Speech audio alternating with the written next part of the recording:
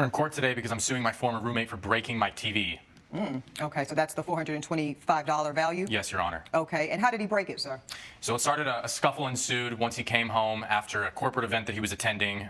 He started accusing me, claiming I was responsible for getting him fired from his job. The argument started verbally, then transpired into a bit of a physical altercation, and next thing I know, we're pushing one another until I get pushed into a coffee stand which had the TV on top. I knock the coffee stand and the TV falls face first onto the ground. Okay, now do you have any offering of proof? Let me see a receipt. Let me see what the TV looks like. Any of that? Thank you, sir. I do like a person that's prepared. Yep. Okay, thank you.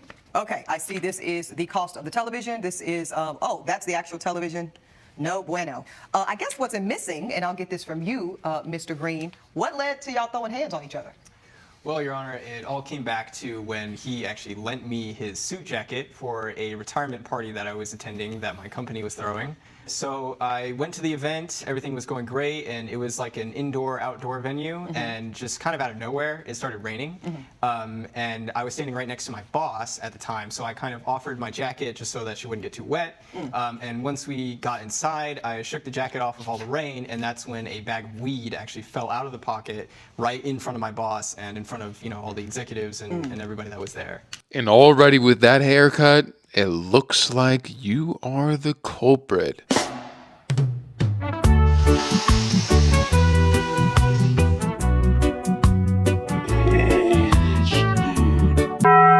Okay. Do you still have a job? No, I do not. Wait, she fired you? Yes, she fired me right there when I walked in on Monday morning. Wow. Okay, so you go home upset because you now no longer have a job. Right, and it took me a while to kind of get that job. I'm a freelance graphic designer. Okay. And, you know, to get something kind of permanent and full-time is a little rare in my field. So I was very bummed out when I lost that job. Yeah, and unfortunately it's going to get more and more rare with artificial intelligence creeping into everybody's day-to-day. Right.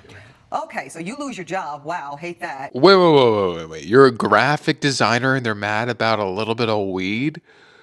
Bro, probably 90% of your inspiration comes from smoking that. And then you confront the roommate? Yes, sir. Okay, Yes. what'd you say? Well, when I initially walked into the apartment, I saw he was just, you know, sitting there watching TV, and I walked in. That TV. Well, he won't be watching that anymore. Right. Okay. Go ahead. I walk in and I say, hey, you know where your weed is? You know, you kind of lost it. It's not there anymore. And I was just trying to get to the bottom of, you know, why he had left his weed in the jacket that he lent me, knowing that I was going to a professional party event. Now, I do have a question.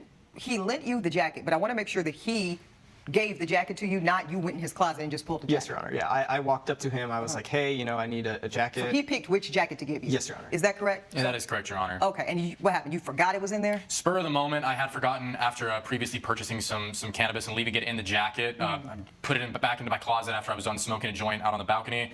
I was watching TV when he asked me for the jacket, so I was pretty eager to get back to my program. So I just ran into my closet, grabbed the first thing I saw, and handed it over to him. That's exactly what someone would say if they were aching to frame somebody. I think that you, sir, purposely put it in that jacket. You're trying to get him out of your apartment. No job. Can't pay the bills. Can't pay the bills. Can't pay the rent. Can't pay the rent. Can't live there.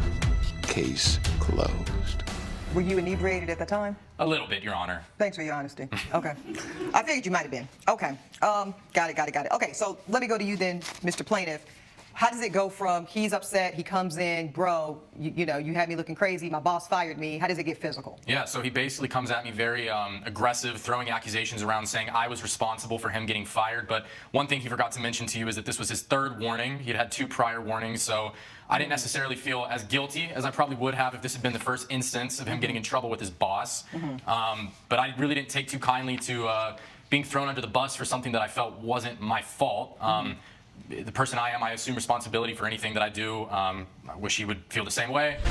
But basically, I didn't take too kindly to him throwing these accusations around. He kept coming at me, getting a little closer. I put my hands up to try to defuse the situation, which I'm assuming he perceived as me getting ready to throw hands. So one thing leads to another. He starts pushing me. I'm a little upset. I start pushing him back, and next thing I know, I get shoved pretty hard into the coffee table, resulting in the TV falling face first on the ground. Okay, but thank God you didn't get hurt and you didn't get physically hurt. No, ma'am. Okay. Okay, so I'm seeing here this is 1,550. You're saying this is your gross total for a week's worth of work? Yes, Your Honor. Okay, and so you're suing him for this because you got fired and you want him to pay your last week's work? Yes, Your Honor. Okay. Now, he said something interesting, Mr. Green, which is that this was your third warning. Is that true?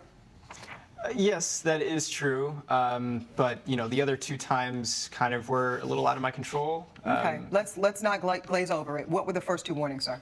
Well, the first one, I was actually late to work. The night before, I was... I'm not interested in the excuse. Okay, so you were late to work one time. Number 2. And then the second one was the client that I was working with. They kept going back and forth with me, and they said that I, just wasn't fit for the job, and that I wasn't prepared, and I didn't know what they wanted, and they really just kind of complained a lot about me to my supervisors. So that's what led to the That was strike 2, and then you were at a company event and a dime bag fell out, and so that's strike 3. Got it. Okay. Before I make my ruling, I want to get a little more clarity about this actual fist fight that took place in the apartment. Do you admit, sir, that you initiated the physical confrontation? I wouldn't say I initiated it, really, because I would say I initiated the verbal confrontation that we got into, but we were just having it out, and then all of a sudden he kind of just throws his hands up, so my instincts just went in, I defended myself, I just kind of pushed him away a little bit just to get away from it, and then that's when we really just started going at it after that. So at that point, there was a full-on fight. I wouldn't say a full-on fight. There weren't any fists, but it was just a lot of shoving and just trying to, we were both very angry. Y'all act like y'all was on the schoolyard. Okay, Right. got it. Two grown men pushing and pulling. Okay, so but you do contend that that is what ultimately led to him falling on this coffee table and shattering that television, as the court saw? Yes, Your Honor. The pushing and okay. All right, gentlemen, I think I'm prepared to rule in this matter. Here's the deal. I can tell you, I'm actually going to start in reverse. I'm going to start with this counterclaim. I'm dismissing your counterclaim, Mr. Green, and it's simple. I was surprised when you told me that you were fired as a result of this marijuana conspicuously falling out of this dress coat, only because that seemed to be a severe punishment. I understand that's not a good thing, and I'll get to you in a second, Mr. Ward. It's not a good thing to have a bag of marijuana falling out of a workplace event, but to go from that to firing sounded severe, right?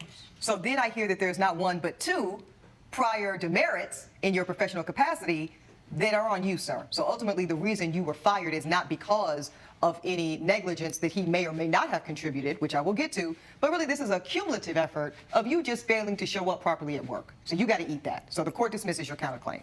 Now let's get to the primary claim.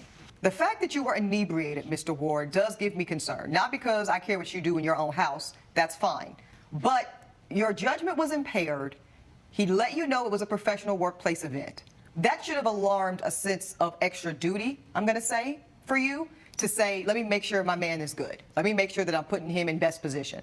The fact that you forgot the weed was there, I'm sure you did, just forgetting. We are all human and are inclined to simple mistakes. But I am kind of wrestling with how to reconcile that part. Now, as for the fight, people make mistakes. I would also be upset and mad if such a mistake made me look bad to my employer. I would especially be mad if I got fired. But as I've already kind of broken down to you, Mr. Green, you can't really put your firing on this man.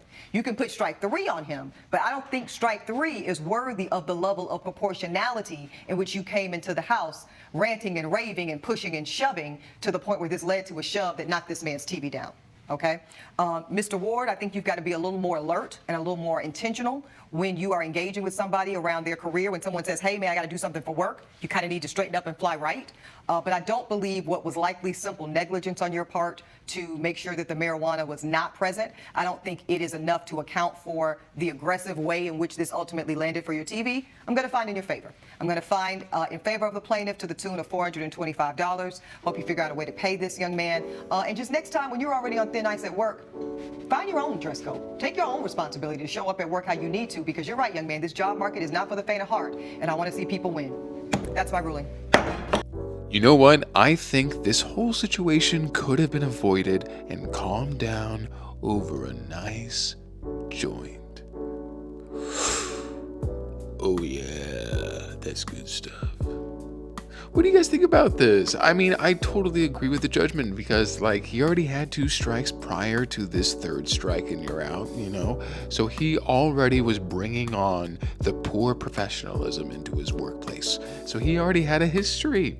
So it is more on him. And she's right. He should have been more responsible and like tried to figure out his own situation and his own responsibility for work to dress up and look nice. What do you guys think about the judgment? Do you think it was too much, too little, or just right? I would love to know your thoughts. Let me know.